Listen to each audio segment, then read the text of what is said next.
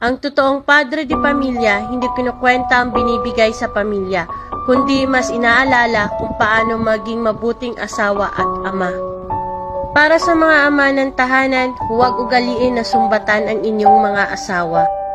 Lalo kung nakikita nyo naman na inaalagaan at maayos ang inyong mga anak. Ang pera pwede mo pang kitain, pero yung masasakit na salita na yung binitawan, tatatak na yan sa isip at puso ng taong sinasabihan mo. Hindi man nakakapagpasok ng pera ang inyong mga asawa, pero pagod din yan sa pag-aaruga sa mga anak nyo. Naisip mo ba na binitawan niya ang buhay sa labas para ikulong ang sarili sa 4 na sulok ng bahay? Ang mga asawa niyong babae, 24 oras siyang nagtatrabaho, walang sweldo, walang day off. Hindi porket kayo ang nagpapasok ng pera sa pamilya niyo ay may karapatan na kayong saktan ang inyong mga asawa. Dahil ang pinaka nakakapagod na trabaho sa lahat, wala ka nang ang sweldo, paulit-ulit pa ginagawa mo tapos di ka pa ma-appreciate ng partner mo.